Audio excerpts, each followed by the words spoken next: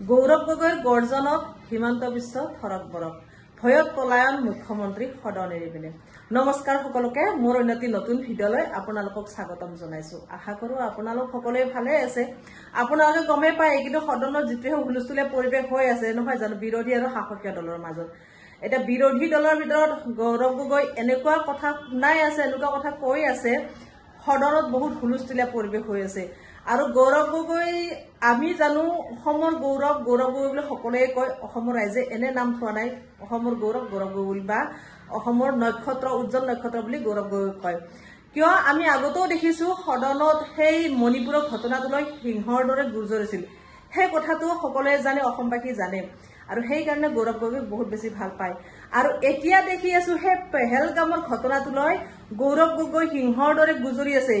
সদন হুলস্থুলীয়া পৰিৱেশ কৰি দিছে, ৰণনীতিৰ নিচিনা কৰি পেলাইছে সদনখন।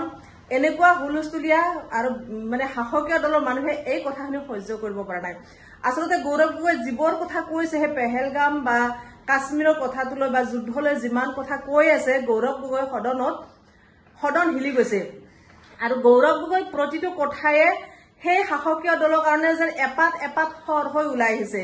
আৰু সেই শৰে সেই শাসকীয় দলৰ নেতাসকলক বিন্ধিছে আৰু সেই বিন্ধাত তেওঁলোকৰ বুকু বিষাইছে। সেয়েহে তেওঁলোকে গৌৰৱ গগৈৰ কথাত উত্তৰ দিব পৰা নাই। গৌৰৱ গগৈ যিবোৰ কথা কৈছে একদম সত্য কথা কৈ গৈছে আৰু সেই কথাৰ উত্তৰ তেওঁলোকৰ ওচৰত নাইকিয়া হৈ গৈছে। শাসকীয় দলৰ নেতাবিলাকৰ ওচৰত কোনো ধৰণৰ উত্তৰ নাই। গৌৰৱ গগৈ যিবোৰ কথা কৈছে একদম প্ৰকৃত সত্য কথা কৈছে। পেহেলগামৰ কথা আপোনালোকে গমে পাইছে, কিন্তু চাই আছে গৌৰৱ গগৈ যিবোৰ কথা কৈছে একদম মানে তুংগত কথা কৈ আছে। কালৈকে ভয় কৰা নাই, একদম হুলস্থুলীয়া পৰিৱেশ হৈ গৈছে আৰু শাসকীয় দলৰ ব্যক্তিসকলে এইখিনি কথা সহ্য কৰিব পৰা নাই। তেওঁলোকে এপাত শৰ বুলি ভাবি লৈছে গৌৰৱ গগৈ, আৰু গৌৰৱ গগৈ সেইকাৰণে তেওঁলোকে মানে ভাল নাপায়। আৰু এতিয়া আমাৰ মুখ্যমন্ত্ৰীৰ একদম গাটোৰ লগত ছায়াটো লাগি থকা আছে গৌৰৱ গগৈ। মানে মুখ্যমন্ত্ৰীৰ প্ৰতিটো মুহূৰ্তত চিন্তা এটাই গৌৰৱ গগৈ। মুখ্যমন্ত্ৰী এতিয়া সকলো চিন্তা বাদ দিছে, খালি গৌৰৱ গগৈৰ পিছত লাগি থকা আছে। কাৰণ গৌৰৱ গগৈক এটা সময়ত বাচ্চা বুলি ইটিকিং কৰিছিল আৰু সেই বাচ্চাৰ পিছত এতিয়া মুখ্যমন্ত্ৰী লাগি থকা আছে। আৰু গৌৰৱ গগৈ যিহেতুকে সিদিনা সদনত বহুত হুলস্থুলীয়া পৰিৱেশ কৰে, বহুত কথা শুনালে শাসকীয় দলক, আৰু শাসকীয় দলে সেই কথা শুনিব নোৱাৰা হৈ গল। শৰ যিহেতুকে বিন্ধিছে তেওঁলোক, সেই বিন্ধাৰ বিষত তেওঁলোকে উপায়হীন হয় তেওঁলোকে লাষ্টত এটাই কথা কলে যে গৌৰৱ গগৈ পাকিস্তানী। আৰু গৌৰৱ গগৈ সেই পাকিস্তান যোৱা কথাটো তেওঁলোকে উল্লেখ কৰিলে, আৰু পাকিস্তান যোৱা কথাটো উল্লেখ কৰি গৌৰৱ গগৈক দমাব চাইছে, দমন কৰিব চাইছে। আৰু অসমৰ ৰাইজৰ আগত এটাই তেওঁলোকে কব বিচাৰিছে গৌৰৱ গগৈ পাকিস্তানী। আৰু সদন শেষ হল কি নহল তাৰে পিছতে আহি আমাৰ মুখ্যমন্ত্ৰীয়ে টুইট যোগে জনালে যে গৌৰৱ গগৈ, মই পাইছো পোষ্টটো পাইছো বাৰু, নিউজতে হওক বা মানে এনেকুৱা আজিকালি ফেচবুকত বহুত পোষ্ট আহি থাকে, মুখ্যমন্ত্ৰীৰ টুইটটোও পাইছো। টুইট যোগে কি জনাইছে ফেচবুকত, কৈছে যে তেওঁ যে গৌৰৱ গগৈ যিকোনো মুহূৰ্তত ভাৰত এৰি যাব পাৰে। মানে কি তেওঁ বিদেশী, সেইটোৱে বুজাইছে মুখ্যমন্ত্ৰীয়ে যে গৌৰৱ গগৈ বিদেশী, যিকোনো মুহূৰ্তত ভাৰত এৰি যাব পাৰে। এতিয়া মই মুখ্যমন্ত্ৰীক কব বিচাৰো, আৰে মুখ্যমন্ত্ৰী মহোদয়, গৌৰৱ গগৈ অসমৰ গৌৰৱ, অসমীয়াৰ তেওঁৰ গাত তেজ আছে, এজন আহোম ব্যক্তি, গগৈ লিখে, তেওঁৰ পিতৃ মাতৃ অসমীয়া, তেওঁ অসমীয়া, তেওঁৰ জন্ম ইয়াত, আৰু ইয়াতে তেওঁ আজি ৰাজনীতি কৰিব আহিছে। কিয় জানে? কাৰণ তেওঁ পিতৃ অসমৰ মুখ্যমন্ত্ৰী আছিল, আৰু তেওঁ এটা কাৰণে ৰাজনীতি কৰিব আহিছে, কাৰণ তেওঁৰ পিতৃ যিবিলাক সপোন দেখিছিল অসমখনক লৈ, সেই সপোনবোৰ আধাতে মৰহি গল। কিয় জানেনে? সেই আধাতে কোনে সপোনবোৰ মৰহাইছিল বা কোনে ভংগ কৰিছিল? একমাত্ৰ আপোনালোকে বিসম্বাদ কৰি কৰি কংগ্ৰেছ দলটো ডুবাই পেলাই বিজেপিলৈ জঁপিয়াইছিল। আৰু সেই সপোন, যিবিলাক সপোন আছিল মুখ্যমন্ত্ৰী প্ৰয়াত তৰুণ গগৈৰ, সেই সপোনবোৰ পুৰাবলৈ আজি উঠি আহিছে, আপুনি যাক বাচ্চা বুলি টিকিং কৰিছিল তেওঁ আজি উঠি আহিছে গৌৰৱ গগৈ, তেওঁৰ পিতৃ মানে প্ৰয়াত তৰুণ গগৈৰ, মানে প্ৰাক্তন মুখ্যমন্ত্ৰী তৰুণ গগৈৰ সপোন পুৰাবলৈ আজি গৌৰৱ গগৈ অসমলৈ আহিছে। অসমীয়াৰ মন জয় কৰিবলৈ আহিছে, অসমৰ আবেগ বিবেক তেওঁ চাবলৈ আহিছে, বা তেওঁৰ মানে অসমীয়াৰ যি প্ৰাণ, সেই প্ৰাণৰ কথা ভাবি তেওঁ অসমলৈ আহি অসমৰ হকে তেওঁ যুঁজিবলৈ আহিছে। সেইকাৰণে কৈছে যুঁজ এখন হব। কিন্তু এটা কথা চাওক, আপুনি এটা কথা বাৰে বাৰে কয়, এটা মানে এখন ডাইনিঙত 3জন বিদেশী এজনে ভাৰতীয় কেনেকে খানা খাই আৰু কব নোৱাৰো।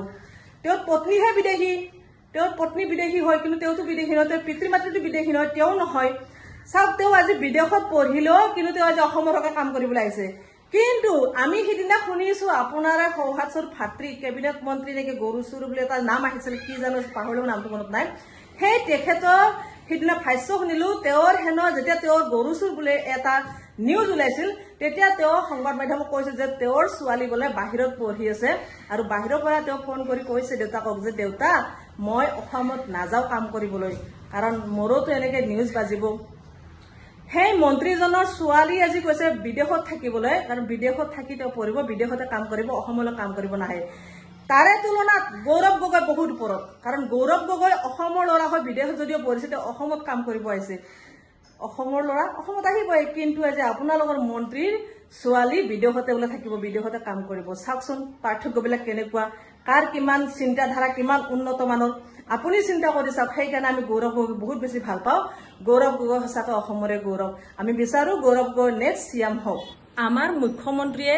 এতিয়া খালি গৌৰৱ গগৈৰ পিছতে পৰি থাকে খালি গৌৰৱ য'তে যা ততে গৌৰৱ গগৈকে দেখে গৌৰৱ গগৈ যদি সঁচাকৈ পাকিস্তানলৈ গৈছে তেনেহলে গৌৰৱ গগৈ গ্ৰেপ্তাৰ কৰিব লাগে আৰু আমি শুনা মতে গৌৰৱ গগৈ 2013 চনত গৈছিল কিন্তু আজি ইমান বছৰে কি কৰি আছে একো খা খবৰ নাই কিন্তু এতিয়া যিহেতুকে গৌৰৱ গগৈ আহিছে নেক্সট চিএম হব বিচাৰিছে বা হব বুলি এটা আশা বা মনত ভাবিছে গতিকে গৌৰৱ গগৈ কেনেকে হৰাব পাৰে সেই চিন্তাত মুখ্যমন্ত্ৰী এটা পাকিস্তানী প্ৰসংগটো আনিছে যদি পাকিস্তান গলে কোনোবা বিদেশী হব পাৰে তেনেহলে আমি জনা মতে বা শুনা মতে প্ৰধানমন্ত্ৰীও পাকিস্তানলৈ গৈছে তেনেহলে প্ৰধানমন্ত্ৰীও দোষী বা প্ৰধানমন্ত্ৰীও বিদেশী হব লাগিব যিজন ব্যক্তি বিদেশলৈকে যায় তেওঁ যদি বিদেশী হয় তেনেহলে প্ৰধানমন্ত্ৰীও বিদেশী শুনা মতে বা নিউজত পোৱা মতে প্ৰধানমন্ত্ৰী বোলে বিদেশলৈ গৈছে তেনেহলে প্ৰধানমন্ত্ৰীক গ্ৰেপ্তাৰ কৰক আৰু গৌৰৱ গগৈক গ্ৰেপ্তাৰ কৰক গৌৰৱ গগৈক ইমানে কিয় গ্ৰেপ্তাৰ কৰা নাই যদি আপোনালোকৰ হাতত সম্পূৰ্ণ তথ্য আছে যে তেওঁ পাকিস্তান গৈছে কোনো ৰুলছ ৰেগুলেশ্যন নোহোৱাকে নীতি নিয়ম নামানাকে গোপনে গৈছে তেনেহলে গ্ৰেপ্তাৰ কৰক আমি সেইটোৱে বিচাৰো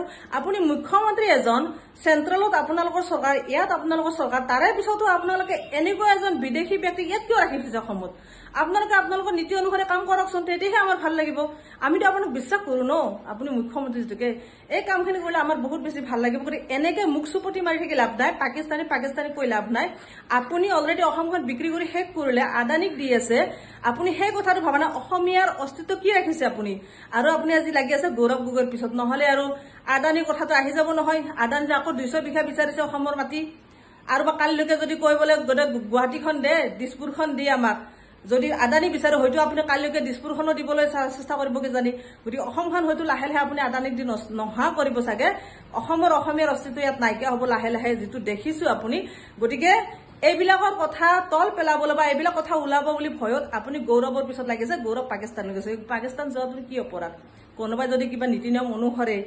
নীতিবদ্ধভাৱে যদি গৈছে যাব পাৰে যেনেকে প্ৰধানমন্ত্ৰী গৈছে যত আমাৰ একো আপত্তি নাই যদি তেওঁ নীতি নিয়ম নামানাকে যদি কিবা আইন উলংঘা কৰি যদি গৈছে আপুনি গ্ৰেপ্তাৰ কৰক তাতোতো আমাৰ আপত্তি নাই মুখ চুপতি মাৰি লাভ নাই অসমখন উন্নতিৰ কথা চিন্তা কৰক বিকাশৰ কথা চিন্তা কৰক আপুনি বিকাশ খুবেই কৈ থাকে কিন্তু বিকাশ মুক্ত অসম আমি দেখা নাই গতিকে সেইটো কথাত বেছি গুৰুত্ব দিয়ক কামত বেছি গুৰুত্ব দিয়ক গৌৰৱৰ পিছত থাকি লাভ নাই গৌৰৱে গৌৰৱৰ কাম কৰিব আপুনি আপোনাৰ কাম কৰি যাওক সেইটো আমি বিচাৰো হয়নে নহয় গাইজ কমেণ্টত ক'ব